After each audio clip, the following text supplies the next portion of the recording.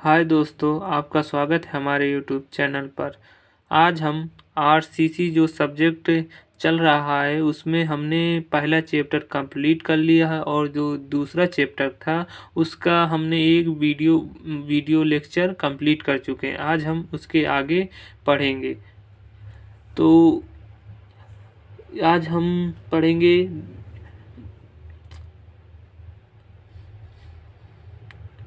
Distribution of stress in RCC section under direct load. सीधे भार पर प्रबलित कंक्रीट खंडों में प्रतिबलों का वितरण। जब खंड पर पड़ने वाले बल का अक्ष तथा खंड का अक्ष एक सीध पर स्थित हो तो खंड में उपजने वाले प्रतिबलों को सीधे प्रतिबल कहते हैं। मतलब कि जैसे जो खंड है उसमें जो लोड आएगा उसका अक्ष और जो खंड का अक्ष है अगर वो एक सीध में पड़ रहे हैं तो तब खंड में जो प्रतिबल मतलब उत्पन्न होंगे तो उनको हम कौन से प्रतिबल कहेंगे? सीधे प्रतिबल कहेंगे। जैसे आपको यहाँ पर चित्र में दिख रहा है, कोई यहाँ पर कोई सेक्शन है आरसीसी का, उसमें पी लोड आ रहा है तो उसके कारण जो मतलब प्रतिबल उत्पन्न हो रहे हैं इसमें, तो उन प्रतिबलों को हम क्या कहेंगे? सीधे प्रतिबल कहेंगे। और जो इसमें जो लोड आता है इसे मतलब जो कंक्रीट का सेक्शन होगा उसमें तो हमें दो चीज़ डालना जरूरी। जब आरसीसी होगा बार मतलब छड़े और कंक्रीट, तो जो यहाँ पर आपको ये दिख रही हैं तो ये छड़े हैं और जो यहाँ पर कंक्रीट का सिंबल बना हुआ है तो ये यहाँ पर कंक्रीट को दर्शा रहा है। तो ये इसको हम कौन सा जो ये आपको सेक्शन दिखा रहे हैं ये इसको अनुदैर्ध्य काट कहते हैं हिंदी में। और जो एक और आपको यहाँ पर नीचे एक सेक्शन दिखाया गया है जो इसमें आपको यहाँ पर थोड़ा थोड़ा मतलब कि पॉइंट नामा बने हुए हैं जो ये आपको छड़ के बार के दर्शा रहा है। मतलब कि जब हम कोई बीम है कोई सेक्शन है उसको बीम को मतलब बीच से काट देंगे लंबवत, तो उसमें हमें जो दिखाई देगा उसको अगर साइड उसको देखेंगे तो हमें ये जो छड़ें होंगी तो हमें पॉइंट के रूप में दिखाई देंगी। तो इसलिए ये जो हमें कौन से सेक्शन में हमें ये स्थान का दिखाई देगा? अनुप्रस्थ काट सेक्शन जो होगा इसमें हमें दिखाई देगा। और भार पड़ने के कारण खंड में सीधे प्रतिबल उपजते हैं। मतलब जब खंड में प्रतिबल उपजते हैं कब? जब खंड पर डायरेक्ट लोड पड़ता है। और कंक्रीट तथा स्टील का अभिलाख पूर्ण है। मतलब कंक्रीट और स्टील के बीच जो बॉन्ड है वो मतलब पूर्ण हो चुका है। अतः दोनों पदार्थों में विकृति समान होगी। मतलब इससे कि कंक्रीट और स्टील का तो अभिलाख पूर्ण हो चुका है, इसलिए दोनों पदार्थों में विकृति स्ट्रेंथ समान होगी। कंक्रीट की विकृति और स्टील की विकृति आपस में मतलब इक्वल हो जाएंगी। मतलब जो इसमें उत्पन्न होगी स्टील में जो विकृति उत्पन्न होगी वही विकृति हमारी कंक्रीट में भी उत्पन्न होगी। और हुक के नियम के अनुसार, जो हुक का नियम है उसके अनुसार जो विकृति मतलब उसका जो फार्मूला है E बराबर E=P/E, जिसे P मतलब है यहाँ पर प्रतिबल और जो E है स्मॉल e तो इसको हम क्या कहते हैं? विकृति। तो हम इसके जो ये है तो इसमें हम ये देखेंगे कि कंक्रीट और स्टील मतलब कौन ज़्यादा मतलब जो लोड आ रहा है तो उसको कौन ज़्यादा मतलब बियर कर रहा है, मतलब सहन कर रहा है। ये आगे जो हम एक फार्मूला निकालेंगे उससे हमें ये सिद्ध हो जाएगा कि कंक्रीट तथा जो स्टील है तो जो सेक्शन है मतलब जो खंड है उसमें जो भार आ रहा है तो वो कौन अधिक ले रहा है, इससे जो निकालेंगे उससे पता चलेगा। जैसे आगे चलते हैं, इसके आगे माना ई एस और ई एस व सिग्मा SC इस्पात में तथा EC कामा ई छोटी स्मॉल EC व सिग्मा CC कंक्रीट में क्रमशः क्या है, जो ES है तो प्रत्यास्था मापांक है। तो ये किसका प्रत्यास्था मापांक, स्टील का प्रत्यास्था मापांक को हम किससे दर्शाएंगे, कैपिटल ES से। और जो विकृति स्ट्रेन है तो उसको हम स्मॉल ES से दर्शाएंगे, किसके लिए, स्टील के लिए। और जो हमारा प्रतिबल है तो हमको सिग्मा SC से दर्शाएंगे, किसके लिए, स्टील के लिए। इसी प्रकार जो कंक्रीट है तो उसके लिए जो हम प्रत्यास्था मापांक होगा तो कैपिटल EC से दर्शा देंगे। और जो स्ट्रेन होगी मतलब विकृति, उसको हम EC से दर्शा देंगे, क्योंकि EC से कंक्रीट हो गया और इसीलिए कंक्रीट को इससे मतलब दर्शाते हैं। और सिग्मा CC मतलब ये कंक्रीट के लिए प्रतिबल दर्शा दिया गया। अब इसके लिए इस्पात के लिए जो मतलब अभी जो नियम बताए हुक के नियम के अनुसार, तो हम हुक के नियम के अनुसार अब इनको ही मान रखते हैं इसमें जो फार्मूला दिया गया है। तो ES मतलब इस्पात के लिए, स्टील के लिए, तो सिग्मा SC जो है हमारा क्या है, ये प्रतिबल मतलब स्ट्रेस है। और जो नीचे है ये क्या है, हमारी स्टील की मतलब स्टील की स्ट्रेन है। क्या है ये, स्ट्रेन। तो हमें यहाँ से हम क्या कैलकुलेट करेंगे, स्ट्रेन। तो हमारा ये यहाँ चला जाएगा, तो हमारा ES यहाँ आ गया, तो जो कैपिटल ES है तो वो नीचे आ गया। तो हमें सिग्मा, तो इसका यहाँ से हमें ये स्टील मतलब जो स्टील की स्ट्रेन है तो हमें यहाँ से निकल आएगा सूत्र के अनुसार। और कंक्रीट के लिए इसी प्रकार निकालेंगे, तो EC equal to sigma CC upon small E into C।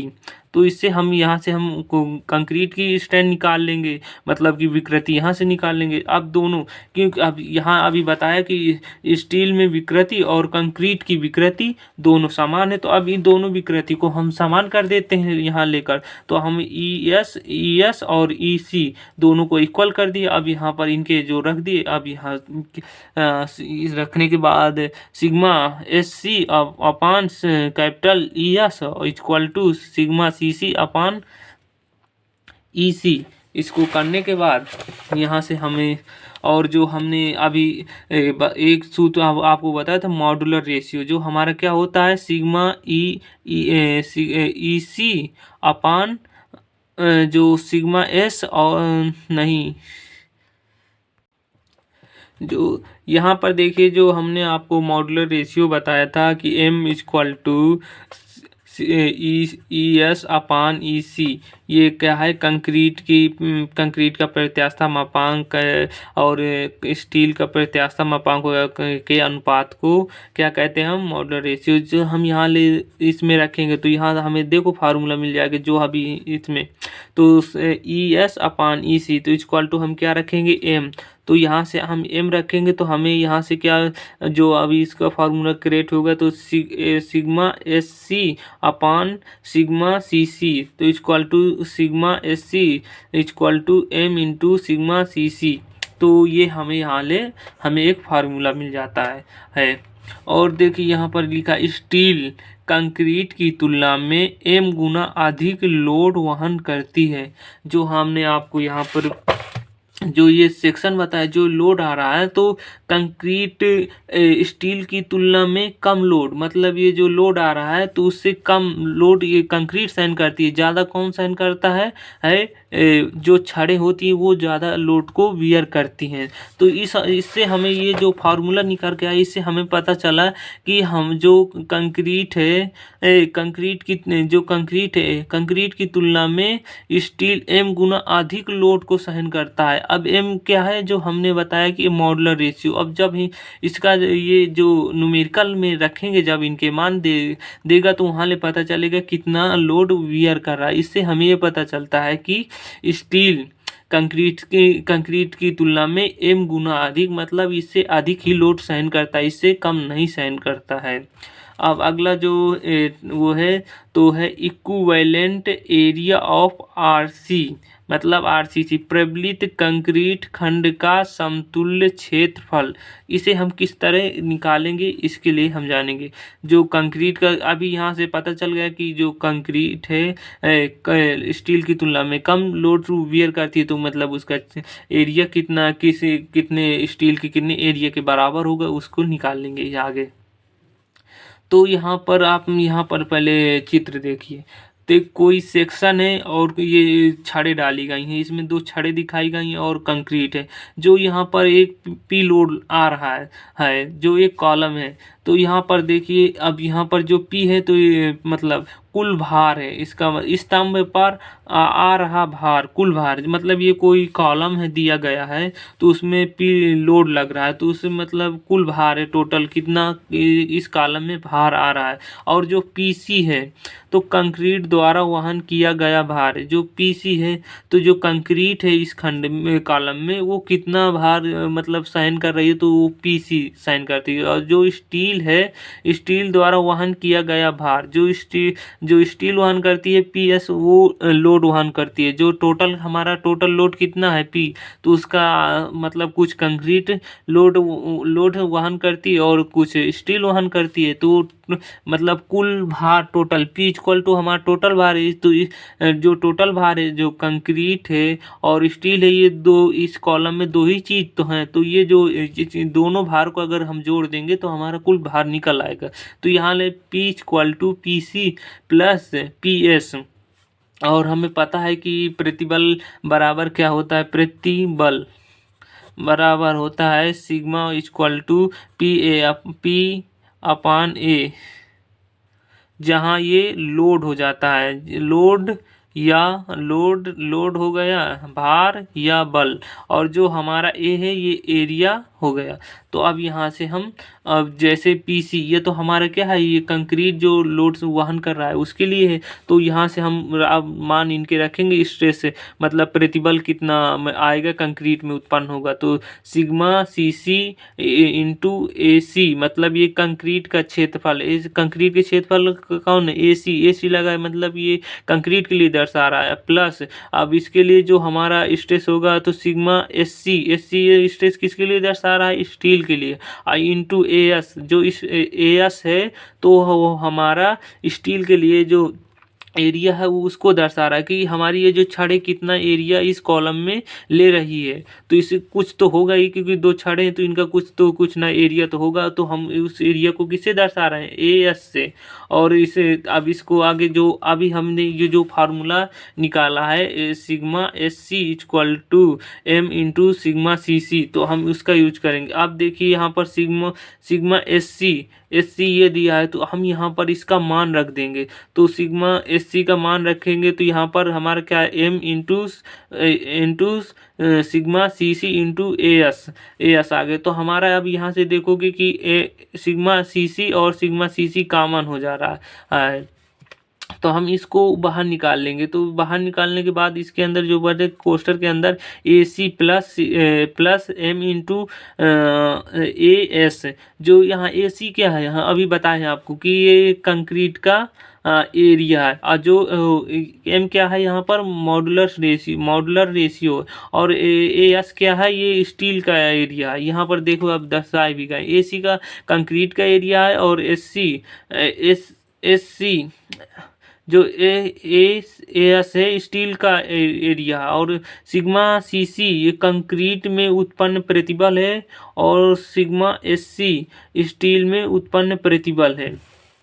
जो हम यहाँ से निकालें तो जो लोड आ रहा है, तो ये हमारा लोड का एक और फार्मूला हमें प्राप्त हो गया। जो न्यूमेरिकल लगाएंगे इस अगले वाले जो लेक्चर आएंगे तो उसमें हम इससे रिलेटेड न्यूमेरिकल लगाएंगे। और इसका मतलब जो A C plus M into A S है, तो इसको हम क्या कहते हैं, समतुल्य क्षेत्रफल कहते हैं।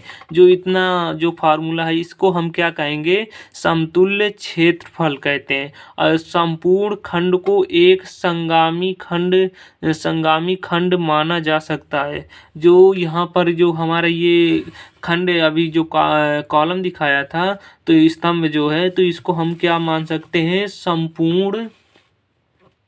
संपूर्ण खंड को एक संगामी खंड माना जा सकता है। इस तरह इसके मतलब ये हम इसके सवाल लगाएंगे। दोस्तों अब आगे चलते हैं।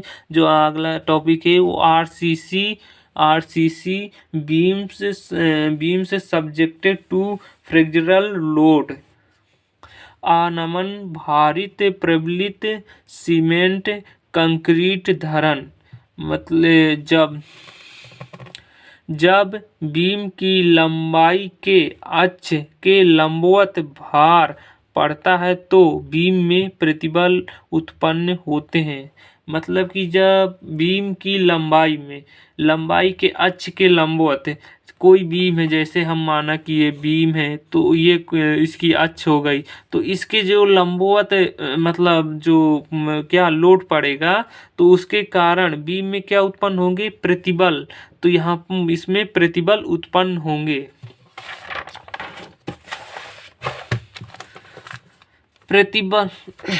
प्रतिबल कंक्रीट बीम में दिए गए प्रबलन इस्पात के आधार पर इसे दो भागों में बांटा जा सकता है। जो हम प्रबलित कंक्रीट बीम होती हैं तो उनमें जो इस्पात देते हैं उसके आधार पर हम दो भागों में कंक्रीट बीम को बांटा जाता है। एक जो पहला भाग है एकल प्रबलित कंक्रीट धरन जिसे इंग्लिश में कहते हैं सिंगली रेनफोर्स्ड कंक्रीट बीम, और दूसरा है दोहरे प्रबलित कंक्रीट धरन डबली रेनफोर्स्ड कंक्रीट बीम। जो एकल प्रबलित कंक्रीट धरन है तो इसमें यह है कि जो मतलब जो बीम का सेक्शन है उसके केवल एक ही तरफ मतलब इसका एक ही तरफ वहाँ पर छड़े हम प्रोवाइड करेंगे, और जो दोहरे प्रबलित कंक्रीट वाली धरन है उसमें हम दोनों साइड हम वो कर देते छड़े प्रोवाइड करेंगे। दोस्तों कल हम एकल प्रबलित कंक्रीट धरन के बारे में जानेंगे। आज हम अपने लेक्चर को यहीं समाप्त करते हैं। दोस्तों हमारे चैनल पर इस जो हमारा आरसीसी सब्जेक्ट इसके अलावा और भी क्लासें शुरू हो गई हैं। अगर आप उन क्लासों को अभी तक नहीं देखे हैं तो दोस्तों आप एक बार ज़रूर देखिएगा, क्योंकि वो बहुत ही सरल भाषा में वीडियो अपलोड की गई हैं और उनमें अच्छे से अच्छे कॉन्सेप्ट रखे गए हैं। अगर दोस्तों वीडियो में कोई दिक्कत या परेशानी हो रही हो तो हमें कमेंट के ज़रिए बताने की कोशिश करें। दोस्तों वीडियो देखने के लिए धन्यवाद।